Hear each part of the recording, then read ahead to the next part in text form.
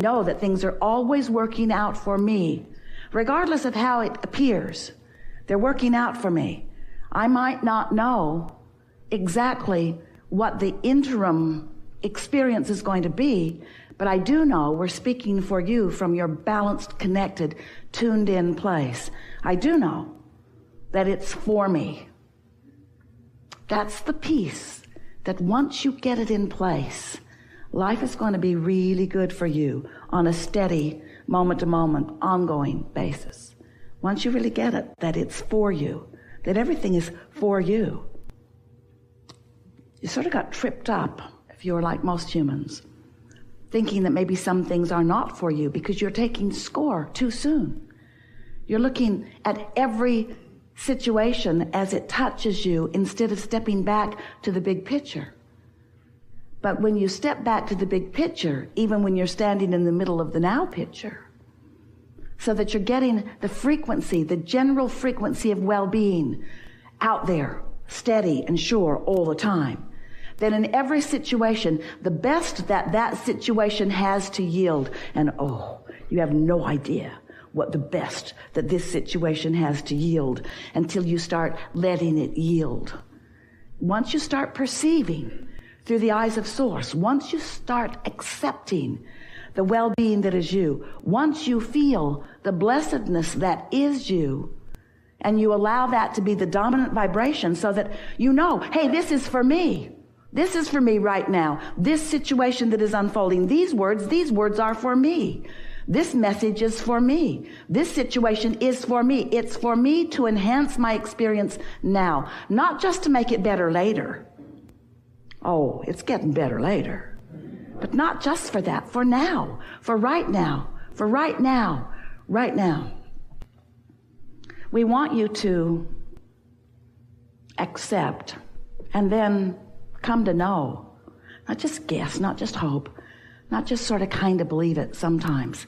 We want you to know that you are on the leading edge of creation and that everything that has come before has come to put you where you are on the leading edge of creation. And when you embrace the power and the importance of that, when you feel the wholeness that you are, which includes all that you have ever been and all that everybody else has ever been, and you see it all pointed right here to you, right here, right now, and you open in this attitude of worthiness and blessedness and expectation of clarity, then this moment's a good one, and so's this one, and so's this one, and so's this one. Sometimes you have to step back a little bit from others who are surrounding you who have forgotten that, because they're defensive sometimes. They're shortage consciousness sometimes. They're jealous sometimes or competitive sometimes. They've forgotten that it's all for them too. They think they're in competition with you for it. So sometimes they're not that nice. They mean well. Well, some of them mean well. But when you are stable in your knowledge of your well-being, then you're nicer back even to those who aren't nice, because they've just forgotten something that you are remembering. They've forgotten that it's all for them. They think they're in competition with you, or they think that somebody's after them. They think that there's some negative assertion that's negatively impacting them, and so they're defensive. Sometimes you meet people who are defensive. Well, when you feel defensive, you've forgotten that there isn't anything to defend, because nobody's after you except those that have disconnected themselves from the stream, who have no real power. If you start playing in the defensive game where they're disconnected and they're defending against you, and you're disconnected and you're defending against them, now you're playing in that disconnected game where the one with the bigger punch is going to have the bigger impact. But that's not who you are. You are one who, when you are connected to this stream of who you are, when you allow yourself to stand in the focused fullness of all that you are, you leave your feeling of defensiveness aside, because you realize that there's nothing to defend. There's just a whole lot of wonderful to embrace, to notice, to vibrate with. You come for your contribution to all that is, yeah? To understand more clearly about some things. You come for the fun, clarity. You come to tune your vibrational frequency. You come to practice the vibration of what's natural to you so that it's easier to maintain under all conditions. You come because you want to be consistent in the vibration that you offer, regardless of the conditions that surround you. That's the best reason right there. All kinds of things around me all day, Abraham. And most people knee-jerk responding to them. But I want to be steady in my world. I want to have practiced my knowledge of well-being so frequently that no matter what happens, that's the dominant current that I've got going on. This is the way your life is supposed to be. You're supposed to say, I want this. And the universe says, all right, here's some of it. Here's some of it. This is a conversation about perspective. And perspective, oh, such a deep and rich conversation, because everyone holds a perspective based upon what they are offering vibrationally right now, which is usually based upon what they've lived and is always based upon the part of what they've lived that they are keeping active right here and now. So, we've been talking with all of you for a while now about the vibration of your being. We've talked to you about your alignment or your misalignment. We've told you a lot of different stories in order to activate within you some reasonable understanding of how you offer a vibration in this vibrational co-creative atmosphere and how what you offer is dominant.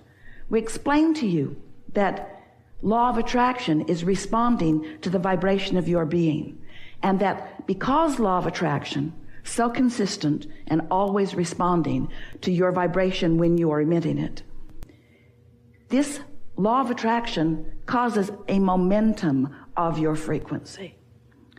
Well, when you are young, your frequency is smoother. We could say purer. We could say less resistant in nature. It's true of the animals of your planet too.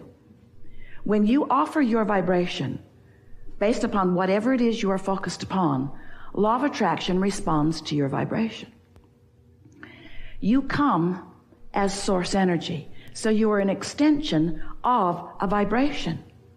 And when you allow yourself to remain in vibrational harmony with the vibration that really is your source, now you are steady in your vibration. We could say pure in your vibration. We could say non-resistant, even singular, although that's stretching it into something that could be misunderstood. So let's just say pure, because there's not a lot of contradiction going on.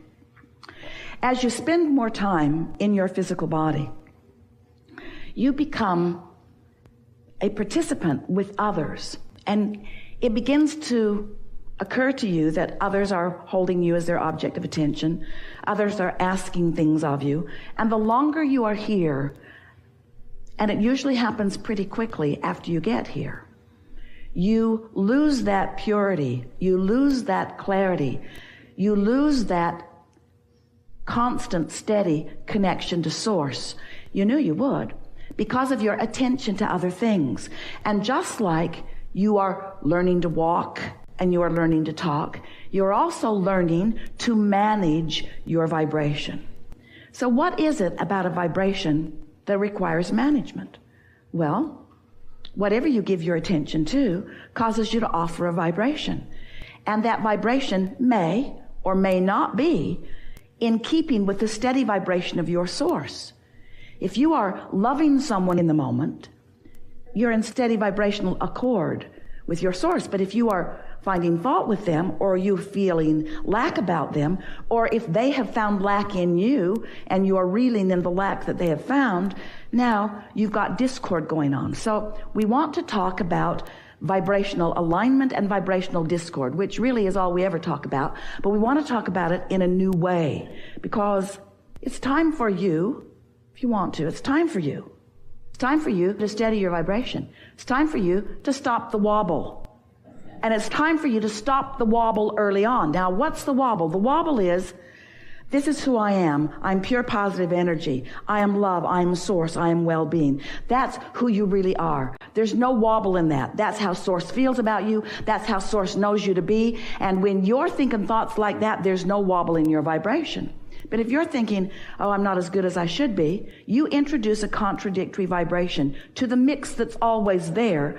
And you, because you've introduced, and you have free will. What you focus on causes you to offer a vibration. And law of attraction responds to your vibration. So a little bit ago, law of attraction was responding to a pure vibration. And because law of attraction was responding to a pure vibration, the momentum of that gets stronger and stronger, and you feel better and better. And this is an awesome moment you're having. Ooh, you're glad to be alive. You're clever, you're wonderful, you feel so good in this moment. And anybody who has the privilege of interacting with you when you feel like that is benefited by the clarity that you bring to the moment. But now, let's say something happened. You're defensive. You don't like what happened. You don't like what they said. You don't like what they did. You don't like what they're thinking about you. You don't like something. Now, you're offering a vibration that's different from the vibration of your source. Law of attraction is responding always to both vibrations. And that's what equals the wobble. So now let's talk about emotions in relationship to the vibrational wobble. The more in alignment you are with who you are, and the longer you stay there, and the more you allow law of attraction to cause momentum of a wobble-free vibration, the more emotions you feel, like love, exhilaration, passion. Can't you feel the momentum in that? And can't you feel the clarity? Can't you feel the absence of wobble in that? But the more you feel despair or rage or anger, can't you feel the wobble in that? Can't you feel the offness in that? Can't you feel the vibrational frequency variance in that? You see? This is a good conversation, isn't it? So your emotions have always been about your wobble. But it gets your attention because you don't need to wobble. You don't need to wobble, but you can't wait till you're wobbling to tend to the wobble. Because if you wait till you're really wobbling to tend to the wobble, now law of attraction is really active and there's a lot of momentum going on both vibrational spectrums of who you really are and who you're allowing yourself to be in this moment. And once there's really a wobble that feels like fear, or a wobble that feels like anger, or a wobble that, now you're really wobbling.